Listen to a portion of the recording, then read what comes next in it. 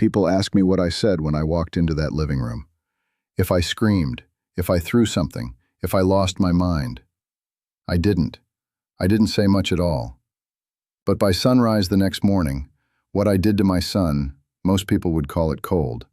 I call it necessary. My name is Paul Barrett, 63 years old, married to Angela for 30 years, and until 11 days ago, I would have told you my family was solid. Not perfect, nobody's perfect, but solid, the kind of solid you build over decades of showing up, paying for things nobody says thank you for, and loving people who sometimes make it very difficult to love them. My son Marcus is 29, grown man, broad shoulders, firm handshake, good job, a good chunk of which, I'll be honest, came from doors I personally opened for him. But we'll get to that.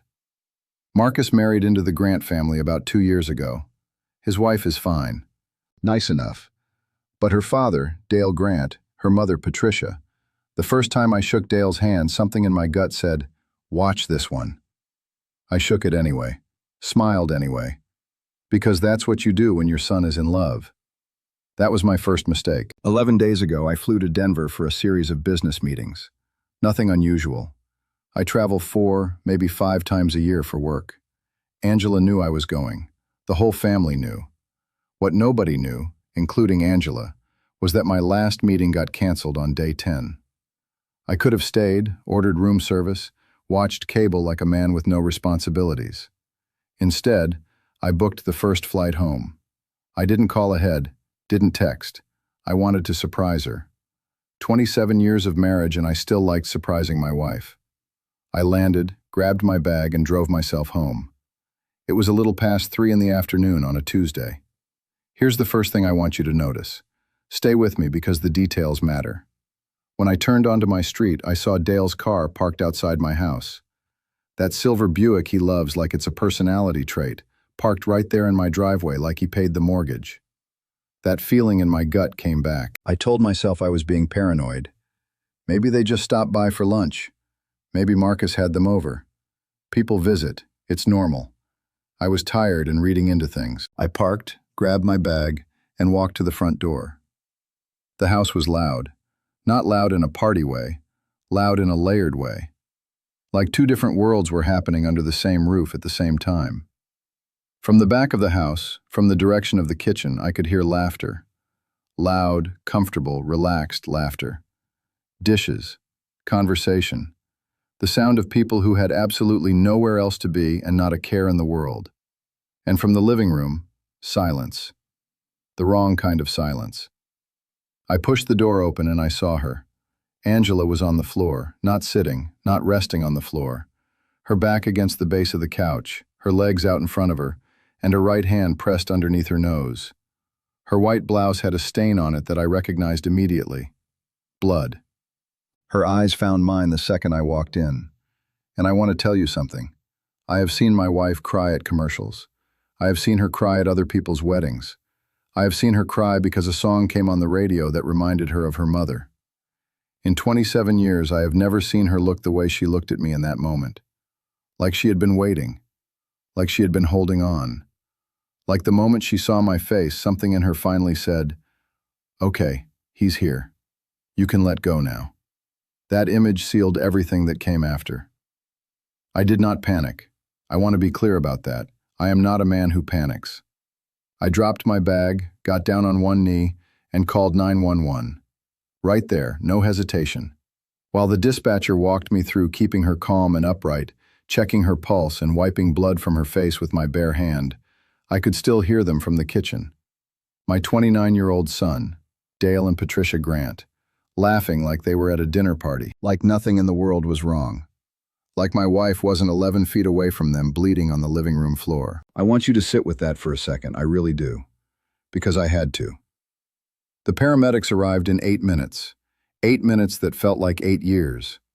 The lead paramedic, young guy, couldn't have been more than 32, name tag said Briggs, looked up from the blood pressure cuff with an expression that told me everything before he even opened his mouth. "Mr. Barrett," he said quietly, "your wife is in hypertensive crisis. Her pressure is critically high. This didn't just happen, this has been building. She needed attention before this point." He said it professionally, clinically, without accusation. And I looked toward the kitchen where the laughter had finally gone quiet. And I felt something shift inside me.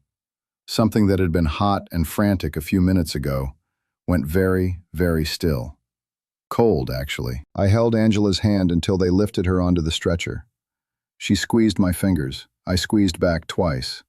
Our thing. 27 years of our thing. Then I stood up, straightened my jacket, and walked toward the kitchen. I've walked into a lot of rooms in my life. Boardrooms where millions of dollars were on the table. Hospitals when people I loved were fighting for their lives. Courtrooms, churches, gravesides. I've walked into rooms that changed everything and rooms that changed nothing. But nothing, and I mean nothing, has ever felt like walking into that kitchen that afternoon. The laughter was gone finally, like somebody had reached over and clicked it off with a switch. The three of them were just sitting there. Marcus at the head of the table, Dale to his left, Patricia to his right, surrounded by plates of food and glasses of sweet tea like they'd just finished a perfectly lovely Tuesday afternoon meal. In my house, while my wife bled on my floor, I stood in the doorway for a moment. Just stood there. I've learned over 63 years that the most powerful thing a man can do when he's furious is slow down. Every instinct in your body says, speed up, raise your voice, move fast, make them feel the size of what they did. But slow is scarier. Slow means you're in control. Slow means you've already decided what's going to happen, and nothing they say is going to change it. So I stood there, slow, quiet, and I looked at my son. Marcus stood up. I'll give him that.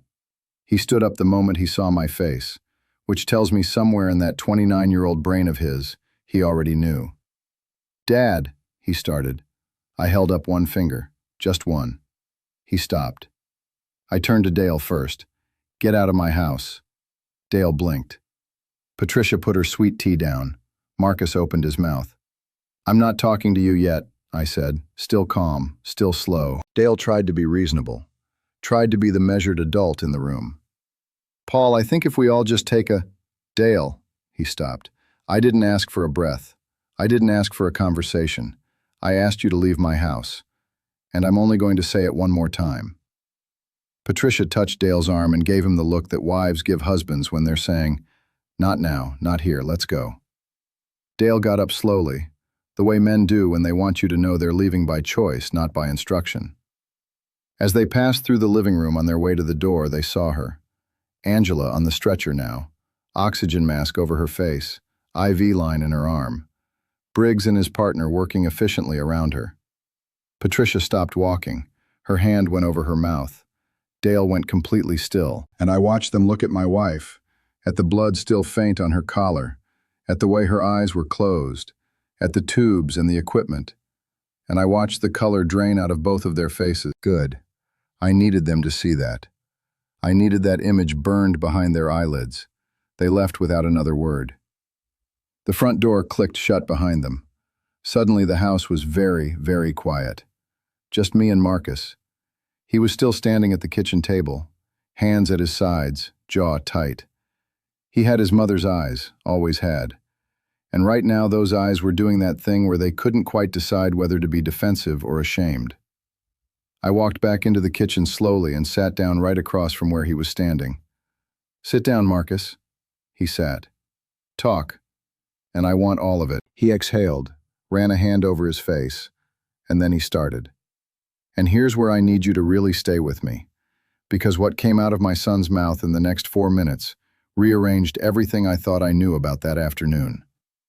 Marcus told me that Dale and Patricia hadn't just stopped by. They'd been planning this visit for 3 weeks, waited specifically for me to be out of town, came with paperwork, actual paperwork, related to a commercial property I've owned for 19 years. A building I've always told Marcus would be his one day. Dale had somehow gotten it into his head that one day meant right now, and that with the right pressure on Marcus, they could get him to sign documents that would begin transferring controlling interest of that property. While I was in Denver, without my knowledge, without my signature. Think about that. Really let that sit. These people came into my home, sat at my table, and attempted to manipulate my son into signing away a piece of what I built, while I was 1,100 miles away, and my wife was in the next room.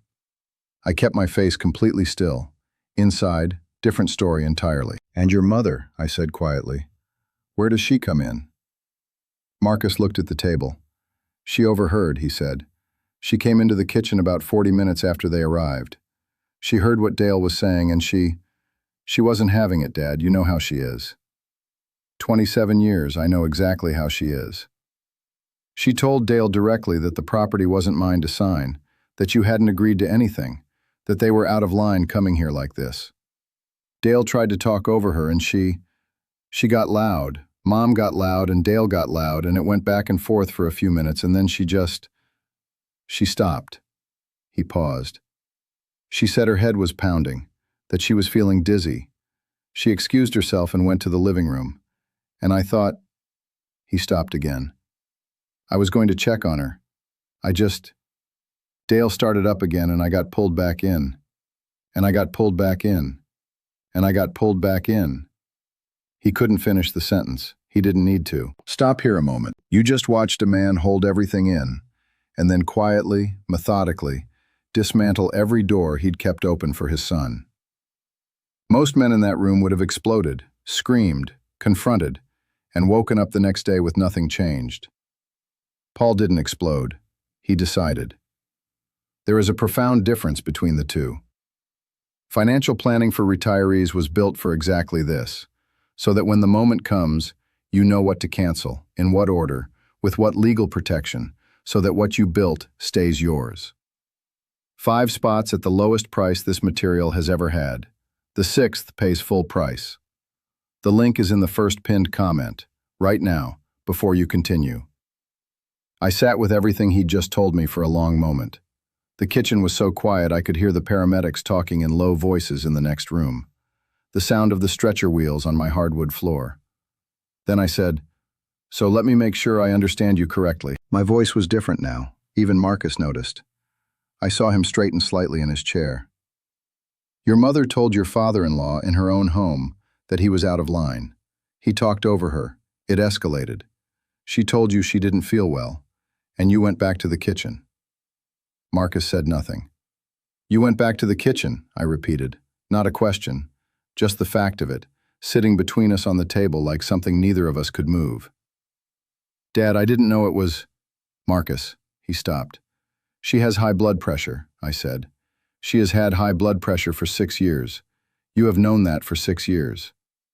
The paramedic, a stranger, told me tonight that she needed attention before this point.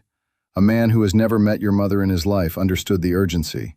And you—" I stopped myself, because I felt it. That thing you feel when you've raised someone, loved someone, sacrificed for someone, and you realize in one terrible moment that somewhere along the way, something didn't take. I stood up. "I don't know who you've been spending your time becoming, but he is not the man I raised." I walked out of the kitchen back to my wife's side. I took her hand and I didn't speak to Marcus again for the rest of the night. There's a particular kind of quiet that settles over a house at 2 in the morning. Not peaceful quiet, the other kind, the kind that has weight to it. Angela was asleep in our bedroom, finally. It had taken the medication, the lowered lights, 3 of my pillows arranged exactly the way she likes them, and about 40 minutes of me sitting on the edge of the bed holding her hand before her breathing evened out. I watched her sleep for a long time.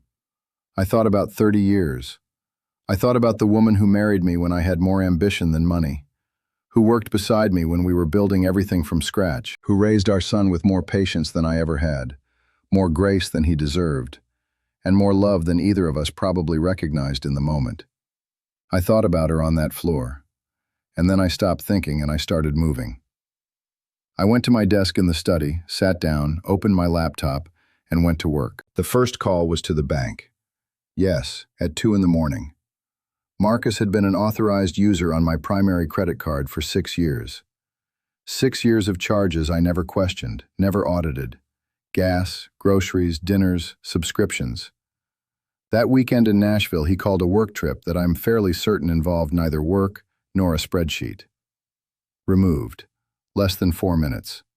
Car insurance dropped from my policy before 3 in the morning.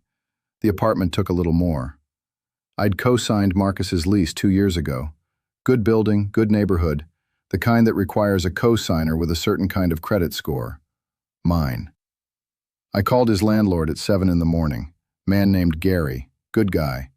I told him I needed my name removed from Marcus's lease at the earliest legally possible opportunity.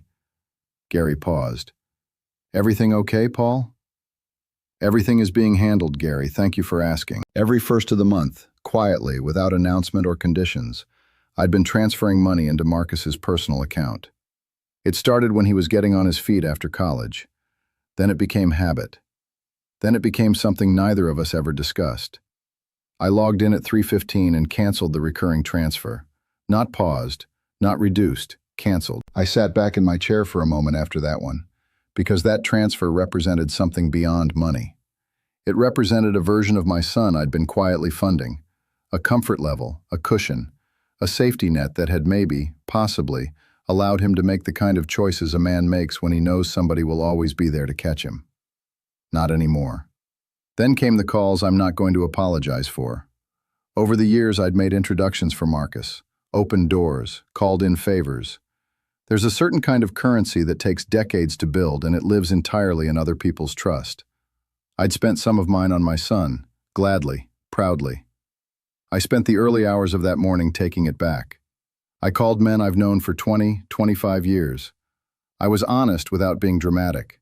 I told them simply that Marcus would no longer be operating with my backing, my endorsement, or my name, that any courtesies they'd been extending on my behalf should be considered concluded. Every single one of them asked if I was all right.